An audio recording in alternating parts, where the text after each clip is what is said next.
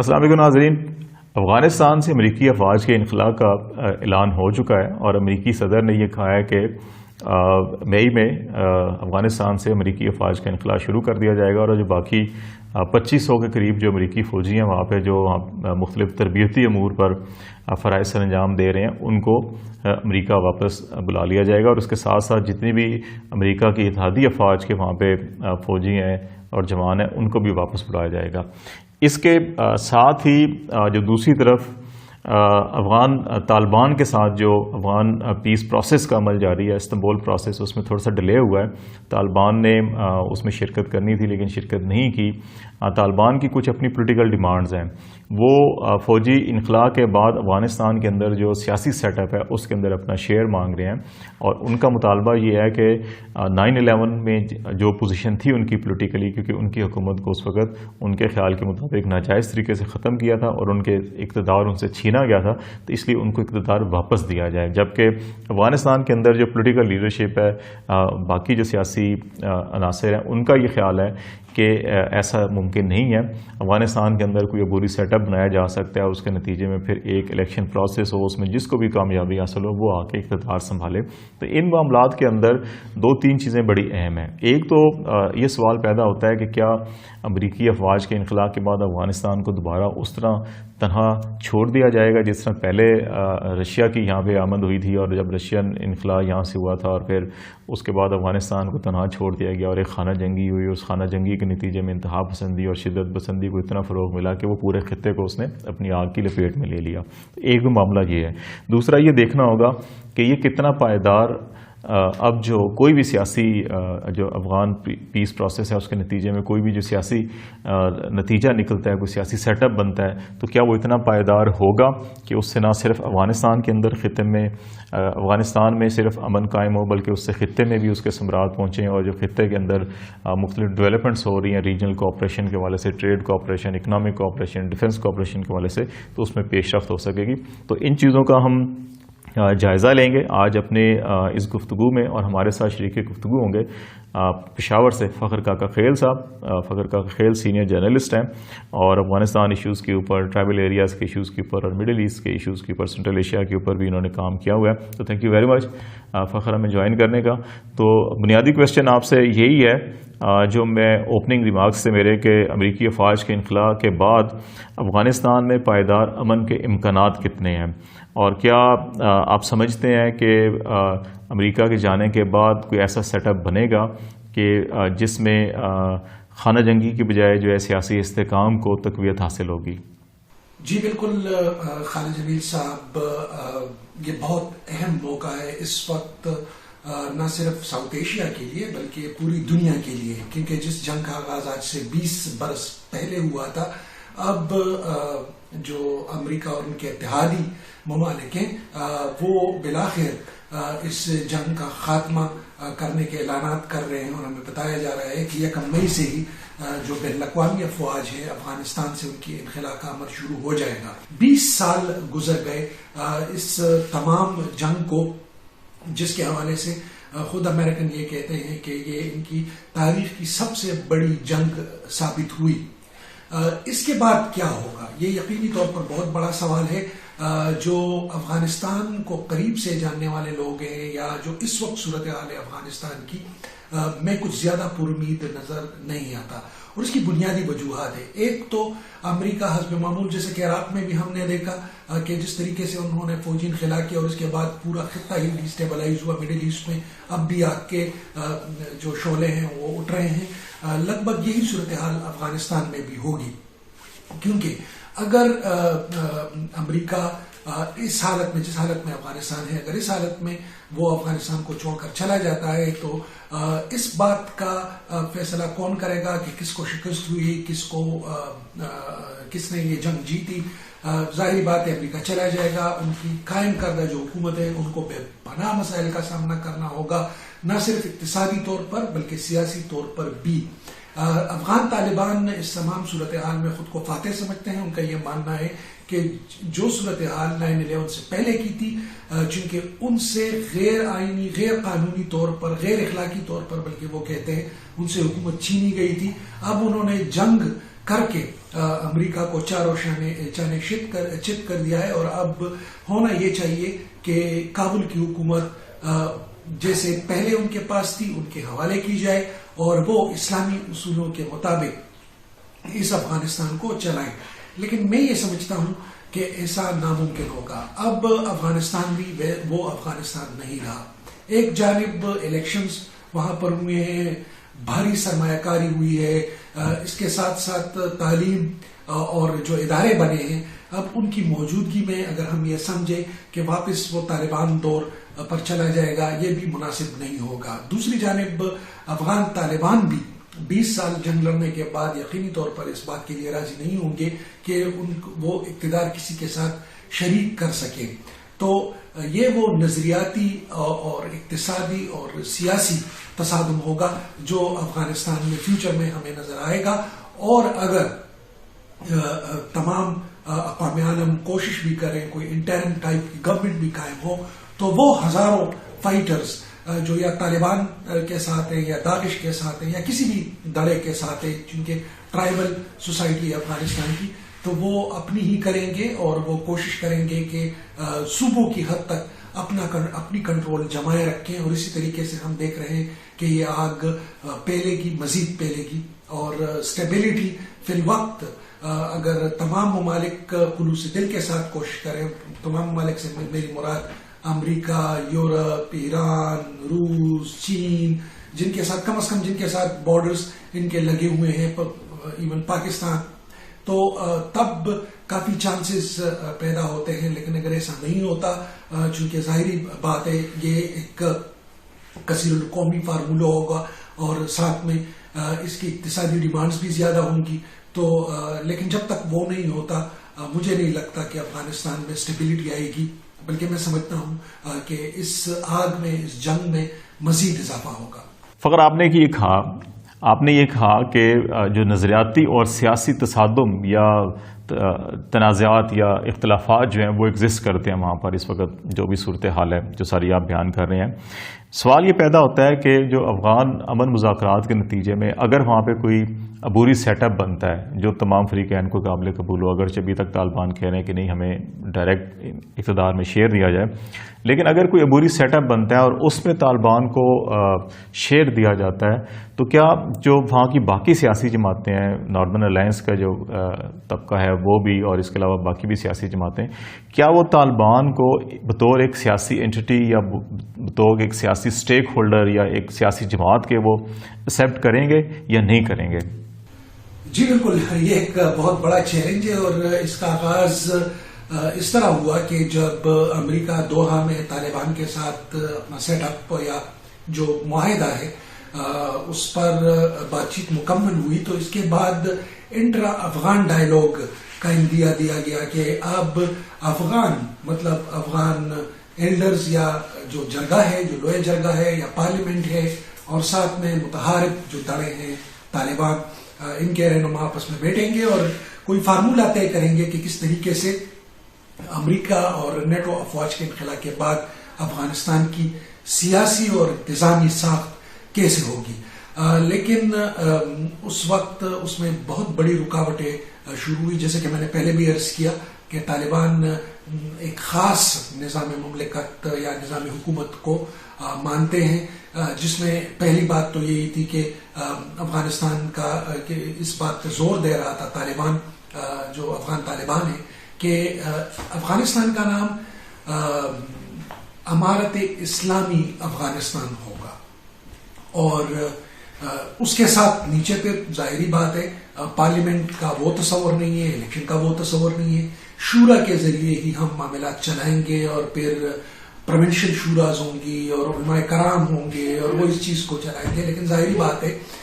جو افغان حکومت تھی وہ اس پہ راضی نہیں تھی. ان کا یہ کہنا تھا کہ جو فلیگ ہے افغانستان کا، جو قومی پرچم ہے، وہ بھی اسی طرح ہوگا، افغانستان کا نام اسلامی جمہوریہ افغانستان ہی ہوگا، اور پارلیمنٹ ہی رہے گی، نیکٹ رہے گی. اور یہاں تک کہ افغان صدر اشرف غنی صاحب نے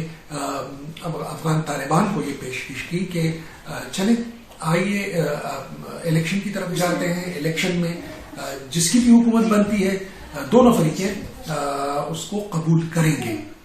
لیکن جیسے کہ میں نے عرض کیا کہ اس کے بعد پھر جو افغان طالبان ہیں وہ اس چیز کے لیے راضی نہیں تھے اور یہ سلسلہ 3-4 مہینے چلتا رہا. اس وقت بھی یہی مشکل درپیش ہے، بلکہ میں سمجھتا ہوں کہ اب وہ مشکل تھوڑی زیادہ ہو گئی ہے. اور اب جب یہ اعلان ہوا کہ مئی کے اندر امریکہ اور نیٹو اپنی افواج نکال لے گا اور ستمبر میں یہ سارا عمل مکمل ہوگا جو 9/11 کے حوالے سے اہم ہے، اس ماہ کی اہمیت، تو اس کے بعد میں یہ دیکھ رہا ہوں کہ جو انٹرنل انفارمیشن ہماری طرف آتی ہے،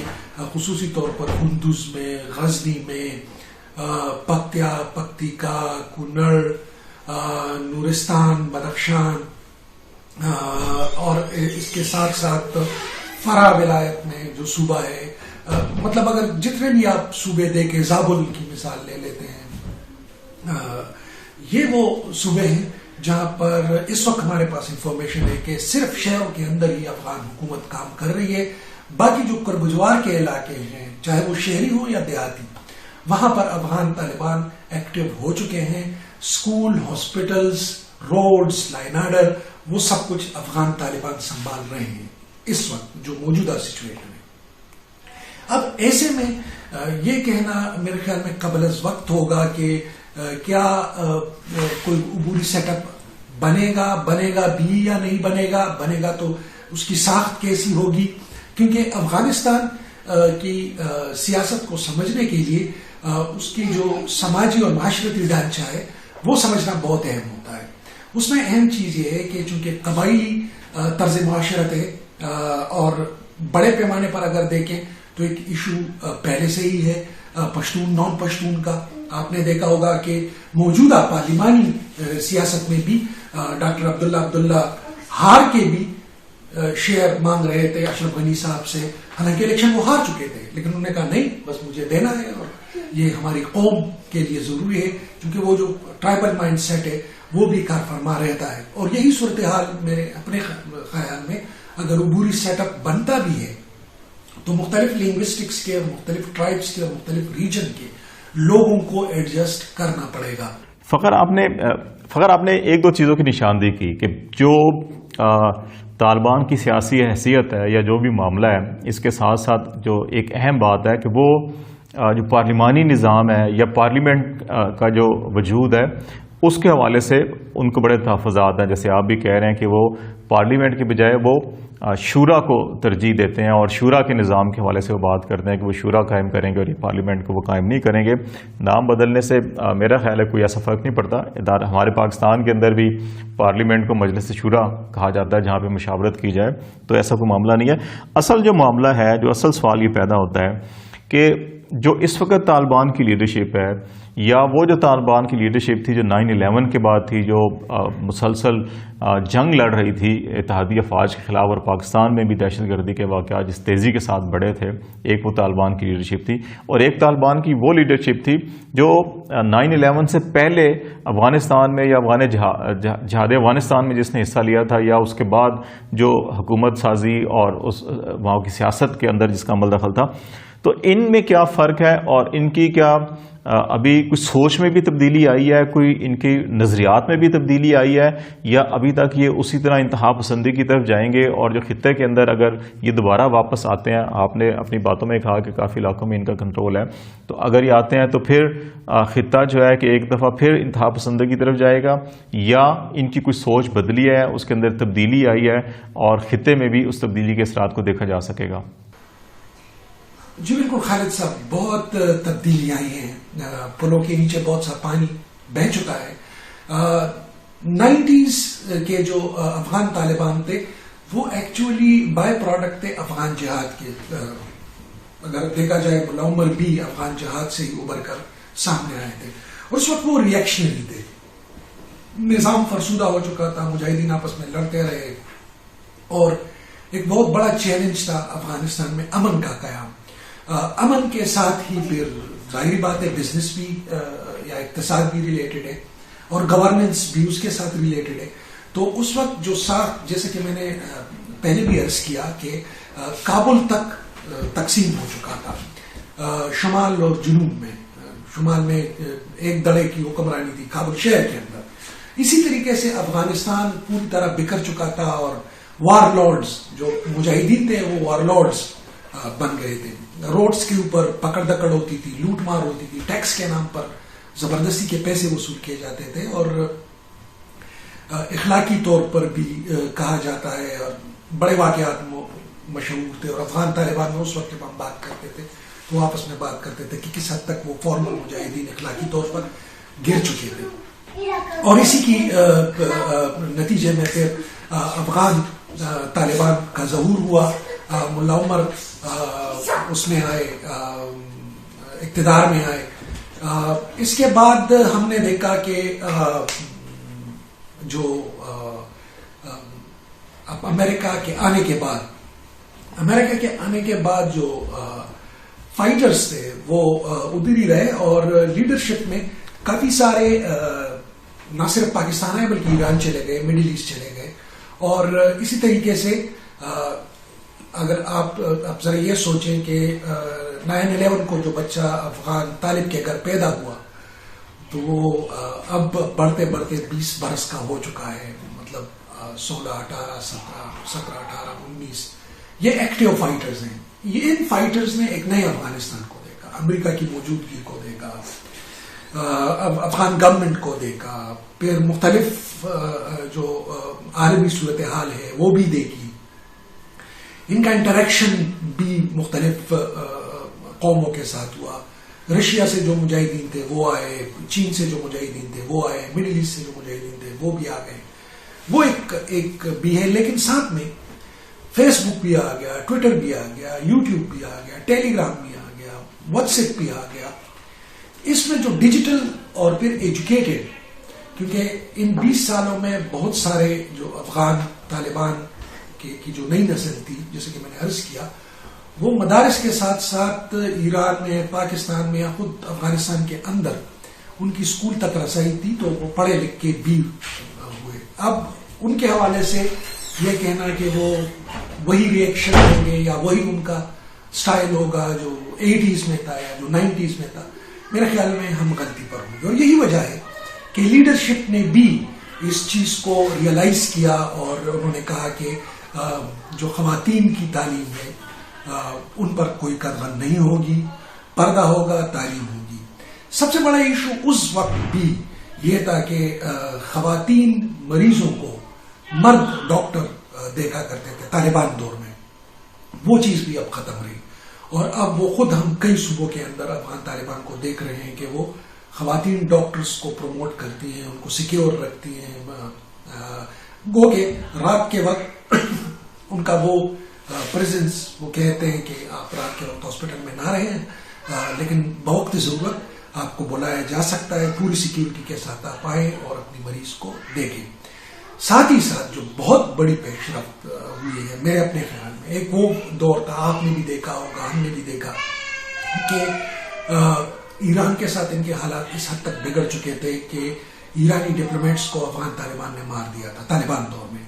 اب یہ وہ وقت آ گیا ہے کہ ایران کی جانب سے مشہد کے اندر افغان طالبان کو ایک آفس دیا گیا ہے جہاں ان کی کوآرڈینیشن ہوتی ہے, میٹنگز ہوتی ہیں.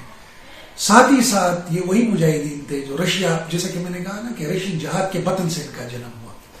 اب وہ جا کر ماسکو میں میٹنگیں کرتے ہیں, ماسکو کے ساتھ بات چیت کرتے ہیں, اور چین جاتے ہیں, چین کے ساتھ میل ملاپ رکھتے ہیں, اور فورن جو ان کے ڈیلیگیٹس ہوتے ہیں, فورن مشنز اور فورن پالیسی, وہ کہتے ہیں کہ بھائی بالکل ہم سب کو ویلکم کرتے ہیں, امن ہمارا کام ہے, ہم امن آپ کو پرووائڈ کر کے دیں گے. آپ جو برادر ممالک ہیں آپ ہمیں اکنامک سٹیبلٹی کی طرف لے جائیں. اور میری اطلاعات کے مطابق جہاں جہاں وہ گئے ہیں, چاہے وہ ماسکو گئے, چاہے وہ مڈل ایسٹ کے مختلف ممالک میں, قطر میں بیٹھے رہے, چین گئے, ایران گئے, سنٹرل ایشیا کی جتنی ریاستیں ہیں وہ گھوم کے چلے گئے ہیں, سب کے ساتھ انہوں نے یہ بات کی ہے کہ بھئی اکانومی اور اکنامک سٹیبلٹی اور ہمیں آپ کی ضرورت پڑے گی, آپ ہمیں وہ دیں گے. ہمارا کام یہ ہوگا کہ اپنی سرزمین آپ کے خلاف استعمال نہ کریں اور اپنی جو امنیت ہے اس کو برقرار رکھیں. That's good. یہ فخر یہ ایک اچھی بات ہے. یہ ایک اچھی بات ہے سارے جو آپ گفتگو کر رہے ہیں کہ افغانستان میں امن کے لیے طالبان کی یہ سوچ میں ایک تبدیلی آئی ہے. وہ امن کی ضمانت فراہم کرنے کے لیے تیار ہیں اور اب ان کی جو سوچ ہے وہ سیاسی استحکام اور معاشی ترقی کی طرف بھی ہے. یہ بڑی اچھی بات ہے اور جب یہ سوچ پیدا ہو تو یقیناً اس سے امن و امان کو اور معاشی ترقی کی جو راہیں ہیں اور جو خطے کے اندر جو ایک دوسرے کے ساتھ علاقائی تعاون یا بائی لیٹرل ریلیشن کا جو تعاون ہے اس کو فروغ ملتا ہے. لیکن ایک اور اہم بات وہ یہ اہم بات ہے اور امریکی میڈیا میں بھی ذرائع ابلاغ میں بھی یہ رپورٹ ہو رہا ہے کہ اگر طالبان واپس آتے ہیں تو یہ ایک سوچ خطے میں افغانستان میں اور پاکستان میں یہ سوچ ڈیولپ ہو سکتی ہے کہ جی جہاد کے ذریعے سے یا طالبان نے روس کے بعد اب امریکہ کو بھی شکست دے دی ہے. تو یہ جو فاتحانہ سوچ ہے یا یہ جو فکر ہے اس کے ابھرنے سے یا اس کے پیدا ہونے سے پھر افغانستان میں اور پاکستان میں اس کے کتنے امکانات ہیں کہ اس سوچ کو تقویت ملے اور وہ تنظیمیں یا وہ عناصر جو جہاد کی طرف یا تشدد کی طرف یا انتہا پسندی کی طرف جو ہے کہ پہلے بھی کام کرتے تھے تو کیا وہ دوبارہ جو ہے اس سے ان کو تقویت ملے گی اس سوچ کو اور کیا اس خطے میں دوبارہ جو ہے کہ اس سوچ کے نتیجے میں کوئی انتہا پسندی کی لہر پیدا ہو سکتی ہے یا نہیں پیدا ہو سکتی؟ جی بالکل خالد صاحب، آپ کی اس سوال کو میرے خیال میں اس وقت بھی اسلام آباد کے اندر جو مختلف سفارت خانے ہیں خصوصی طور پر ان ممالک کے جو افغانستان سے قربت رکھتے ہیں، بارڈر شیئر کرتے ہیں، اس میں ایران بھی شامل ہے، پاکستان بھی شامل ہے، چین بھی شامل ہے اور روس کی جتنی بھی ریاستیں ہیں لگ بھگ تمام کی تمام یا زیادہ تر وہ افغانستان کے ساتھ بارڈر کو شیئر کر رہی ہیں. تو اس وقت ان ممالک کے لیے اور خصوصاً ہمارے لیے چونکہ 2600 کلومیٹر کا طویل بارڈر ہے تو